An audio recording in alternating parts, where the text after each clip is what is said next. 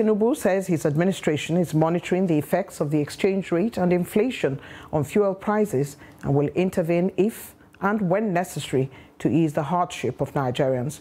The president made the promise during a nationwide broadcast Monday, promising that government would immediately release 200,000 metric tons of grains from strategic reserves to households across the 36 states and FCT to ensure staple foods were available and affordable.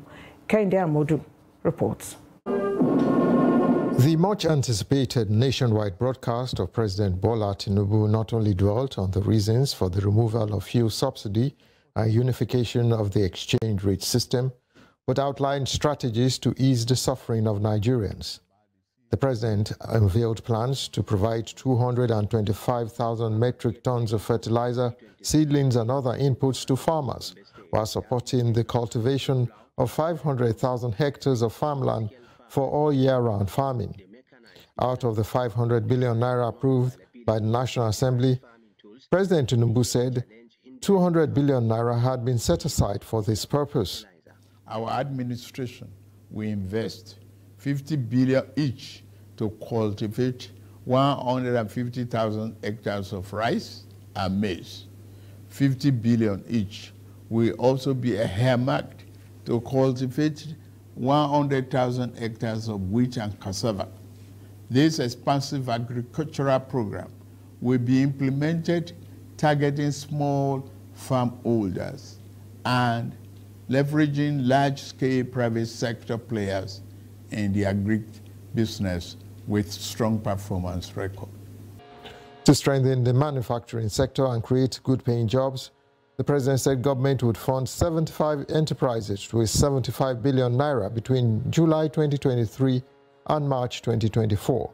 Each of these 75 manufacturing enterprises will be able to access 1 billion credit at maximum of 9% per annum, with maximum of 60 months repayment for long-term loans and 12 months for working capital. To ease transportation, President Tinubu said 100 billion naira will be released between now and March 2024 to acquire 3,000 units of 20-seater CNG-fueled buses, which would be rolled out across the states and local governments for mass transit. Participating transport companies will be able to access credit under the facility at a maximum per annum 9% interest rate with 60 months repayment period. And then, in the same vein, we are also working in a collaboration with the labor unions to introduce a new national minimum wage for workers. The bottom line is that President Tinubu is not going back on his economic reforms, but believes fighting the major imbalances that have plagued the economy will result in long-term good. From State House, Abuja, Modu, Trust TV News.